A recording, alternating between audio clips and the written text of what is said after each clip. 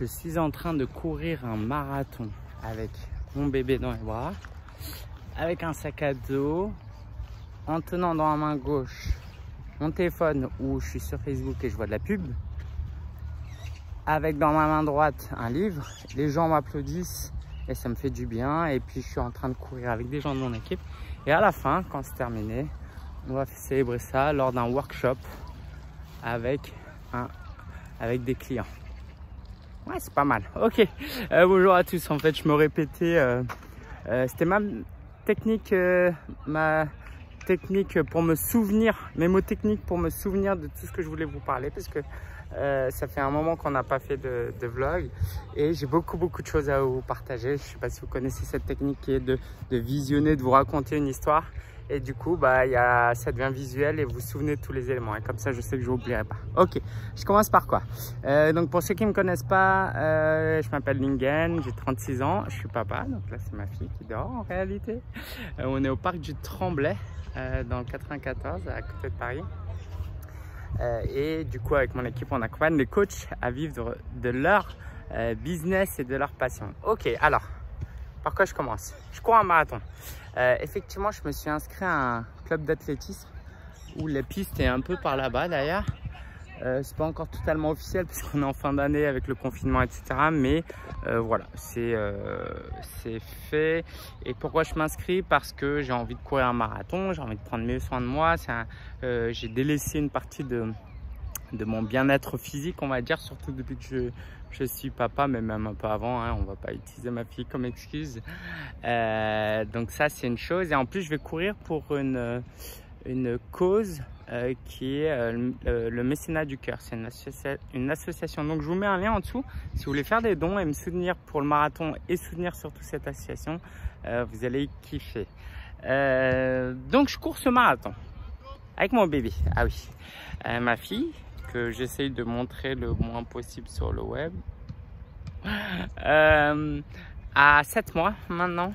Donc c'est un vrai bonheur, elle me donne énormément d'amour. Moi, c'est surtout ma femme qui s'en occupe en journée. Mais en fait, j'ai réussi à débloquer un peu de temps pour m'occuper d'elle le matin, le soir, pas toujours. Je rentre un peu tard en ce moment. Le week-end, c'est sûr, je travaille pas, sauf quand je fais ce genre de vidéo, mais c'est pas du travail, c'est parce que maman fait le ménage à la maison et du coup, je m'occupe de la fille pendant ce temps-là. Et du coup, c'est que du bonheur. Elle a eu un petit incident, elle a été un peu malade, donc rien de grave, mais bon, forcément, en tant que nouveaux parents, ça nous a fait un peu peur. Voilà, donc elle va bien. Donc, pourquoi je cours avec un sac à dos? Je cours avec un sac à dos parce qu'on a déménagé. Donc, je vivais à Nogent-sur-Marne pendant 3-4 ans d'ailleurs. Mon bureau, j'ai loué un bureau là-bas qui est toujours là-bas d'ailleurs. Et du coup, on est à, je sais pas, 2-3 km à vol d'oiseau. On est dans la ville d'à côté, le département d'à côté. Et c'est top parce qu'on a une pièce en plus pour notre fille. Et les loyers ici sont hyper chers. On paye, je sais pas, 1200-1300 € pour un 2 pièces. Et du coup ici, pour à peu près à peine un peu plus cher, on peut avoir une pièce en plus. Donc c'est génial, on est au calme et on n'est pas loin du parc du Tremblay. Je sais pas si vous connaissez, mais c'est hyper grand. Tiens, si vous aimez le foot, vous allez pouvoir regarder en même temps. Si vous êtes un peu comme moi distrait et que vous aimez faire plusieurs choses en même temps, comme ça vous pourrez regarder le match de foot. Et du coup on a déménagé, c'était génial. Vous savez, un des bénéfices de gagner de l'argent, c'est de pouvoir gagner en liberté et en confort. Moi, j'ai jamais été vraiment attiré par l'argent en soi, mais quand on a pu payer des déménageurs pour faire le déménagement, je peux vous dire que j'ai kiffé gagner plus d'argent. Parce que c'est du temps, de l'énergie gagnée, du confort gagné, peut-être même de la santé. C'est le genre de truc qu'on peut se blesser si... ouais, si ça fait des mois qu'on n'a pas fait de sport, on peut se faire mal au dos. Et puis il y a des gens qui aiment faire ça, ou en tout cas qui veulent être payés pour faire ça. Donc j'étais très content pour ça. Donc voilà, on a déménagé. Donc je cours avec Kevin. Ouais, main droite, j'ai mon livre. J'ai un livre qui s'appelle Coach Prosper. Donc on en a vendu près de 170 exemplaires. Donc rien qu'avec le livre, on a gagné 3-4 000 €, mais c'est pas le but premier.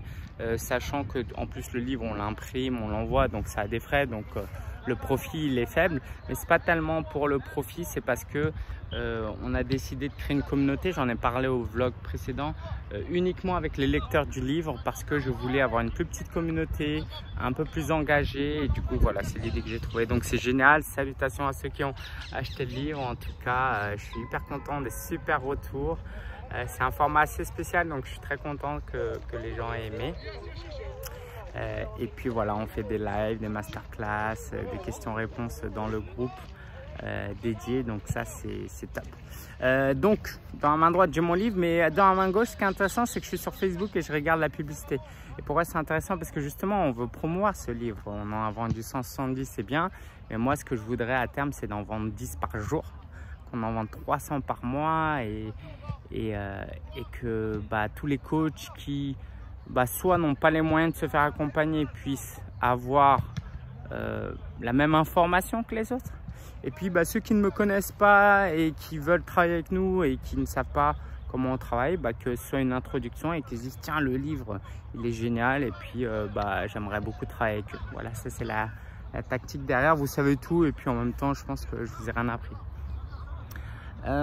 Qu'est-ce que je voulais vous dire de plus? Donc alors on est accompagné par une agence. Donc pour le moment ça se passe bien, je vous en reparlerai si on obtient de bons résultats. Et du coup on a fait différents tests pour voir quelle audience serait intéressée par notre contenu. Je vous donne rapidement notre tactique, c'est de publier du contenu vidéo sans vraiment d'appel à l'action, sans dire aux gens d'acheter le livre. D'ailleurs j'ai eu quelques insultes dans les commentaires, mais ça je m'y attendais, c'est toujours le cas quand tu vises large. Et en fait la première étape était de tester la meilleure vidéo parmi 3 vidéos auprès d'une audience. Quand on a vu qu'une vidéo marchait mieux, on a testé des audiences. Donc on a pris cette vidéo, on a testé plusieurs audiences.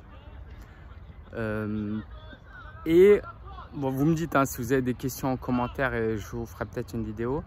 Et du coup, maintenant qu'on a défini quelle vidéo est plus adaptée et quelle audience est plus adaptée, maintenant on va pouvoir recibler ces gens-là qui ont vu notamment la vidéo ou qui sont intéressés par ce qu'on fait, en leur vendant le livre. Parce que si on cherche à vendre le livre à tout le monde, ça ne marche pas aussi bien que si on le vend à des personnes plus ciblées. Et du coup, cette stratégie est un peu plus longue, mais permet aussi de diminuer les coûts. Voilà, alors, comme ça vous savez. Donc là, on est dans la phase où on va commencer à mettre de l'argent dans la promotion du livre. On a mis 300-400 € rien que pour comprendre qui serait intéressé, pour avoir une audience à cibler. Mais maintenant, le but, c'est de pouvoir vendre le livre. Donc j'ai de la publicité, j'ai des gens dans mon équipe, oui, donc il y a des gens qui croient avec moi. Donc au niveau de l'équipe, c'est génial, les gens sont hyper impliqués.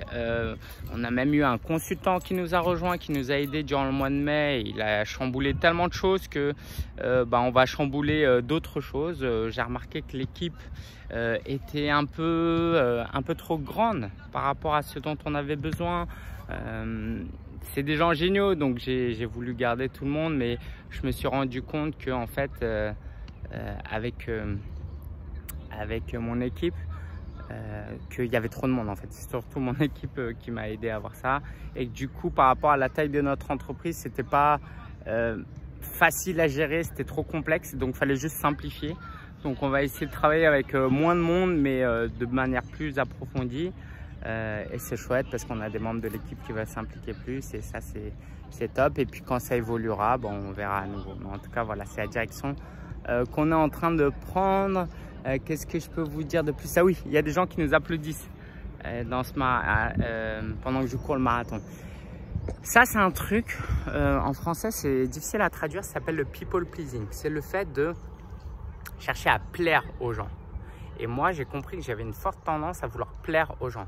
Donc au début, c'était par rapport aux clients que du coup, je cherchais à plaire. Un client qui était un peu pas content, tout de suite, ça me touchait émotionnellement. Et du coup, ça, c'est pas bon parce que dans le travail, ça influe. Au lieu de chercher à servir notre client, on va chercher à les plaire.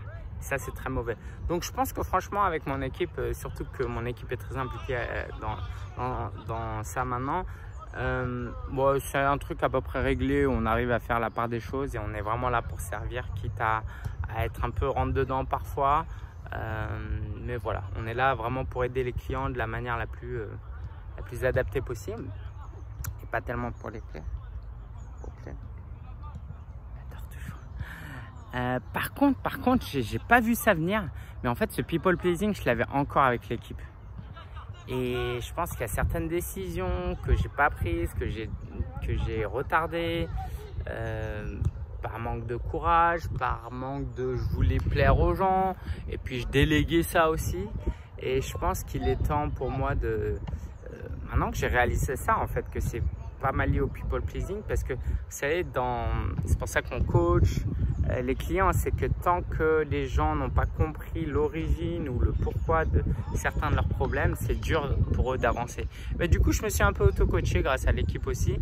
J'ai lu des articles et j'ai compris que ouais, je cherchais trop à plaire aux gens de mon équipe, et ça, c'était pas bon, en fait. C'était pas bon et c'est pas facile.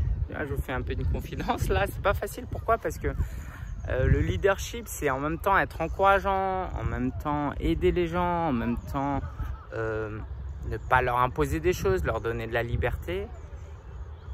Et pour autant, il faut quand même être là et être cash et être et prendre des décisions qui sont parfois difficiles à prendre. Mais c'est difficile vraiment de jongler entre les deux, parce que où est la différence entre je suis trop gentil avec cette personne et je prends juste soin d'elle en la respectant et en l'encourageant. Voilà, parce que ce serait facile, et d'ailleurs c'est pour ça que la plupart des managers font ça, hein. C'est juste facile de ne pas être dans le people pleasing et de faire ce que j'ai envie, ce qui est bon pour moi, et d'être égoïste. Et du coup, j'ai peur de tomber dans ce truc-là, parce que là, je suis dans certaines réflexions par rapport à la politique de ressources humaines, où dire, bah tiens, ça c'est bon pour moi, ça c'est bon pour moi, ça c'est bon pour moi. Et du coup, bah, je prends que des décisions qui sont bonnes pour moi. Et du coup, n'est-ce pas égoïste? Parce qu'en fait, eux vont en pâtir. Donc, ouais, c'est pas facile, c'est pas facile. Et en même temps, c'est passionnant, parce que j'en apprends beaucoup plus sur moi. Ok, donc tout ça c'est bon. Et puis le dernier workshop, on a fait un workshop en mars, je crois. Il y avait peut-être 16-17 personnes, c'était génial. Pendant 2 jours, on a travaillé ensemble sur notre méthode, et il y en a qui ont eu des super résultats, qui ont fait des ventes juste après ça. Donc ça, c'était top. Donc on a décidé de reproduire ça. Donc d'ailleurs, si ça vous intéresse, j'ai mis le lien en dessous. Samedi 12 juin 2021. De 9h à 18h, 100% à distance. Vous pourrez venir non seulement assister, mais participer à un workshop. On prendra 20 personnes maximum aussi, pour vous aider à définir votre offre irrésistible et avoir un plan d'action pour les 30 prochains jours. Donc si ça vous intéresse, je vous mets le lien en dessous. Et donc je pense qu'avec cette période de Covid, pour ceux et celles qui ont une grande audience, ok, ce ne sera pas pour tout le monde malheureusement, ou pas pour tout de suite. En tout cas, si vous n'avez pas d'audience, si vous n'avez pas de liste d'email, ça va être difficile d'organiser des gros workshops, commencer par des webinaires. Mais ça, c'est vraiment une tendance qui va se développer, de faire des ateliers en ligne, je pense. Même avec la fin du Covid, hein, le confort de chacun rester chez soi, de ne pas se déplacer, de ne pas prendre un hôtel. Je crois toujours aux événements in real life, en présentiel, parce qu'à mon avis, on est des êtres humains et on a besoin de cette connexion. Mais au lieu de faire un événement en live tous les ans, je pense qu'on peut faire plein de petits workshops comme ça. Donc je pense que c'est une vraie tendance. Donc si vous avez une grande audience, je pense que c'est une très bonne idée pour vous d'organiser ce genre de choses. Et aussi d'un point de vue stratégie, là je vous donne tout, hein, je vous dis tout. D'un point de vue stratégie marketing, nous ça nous permet d'avoir aussi un produit moins cher. Normalement mon mentorat il est à 15 000 €, notre programme d'accompagnement il est à 4 chiffres. Donc il y a le livre qui est à 25 €, il n'y a pas moyen de travailler avec nous entre les deux. Et du coup le workshop permet aux gens d'avoir accès à nous, aux coachs, avoir du feedback, avoir des échanges et accéder à une communauté à de moindres frais. Et puis parmi ceux-là, je parle peut-être un peu trop fort, il y en a qui deviendront clients, et puis il y en a qui ne deviendront pas, et dans tous les cas tout le monde est gagnant. Donc voilà, je crois que je vous ai dit pas mal de choses. En tout cas ça m'a fait plaisir. Vous m'avez manqué, j'ai la bouche sèche. Vous m'avez manqué vraiment. J'aimerais bien faire plus de vlogs, mais je suis dans beaucoup de projets en ce moment. J'essaye d'être aussi focus et j'apprends beaucoup sur moi. En tout cas, voilà, si ce vlog vous aide, vous aide, n'hésitez pas à partager vos réflexions. Tiens, Slingen, ça m'a intéressé, ton sac à dos, ton téléphone. Si vous avez des questions, n'hésitez pas. Si vous avez des suggestions, d'idées pour les prochains vlogs, je serai ravi de vous aider. Voilà, en attendant, je vous ai mis les liens.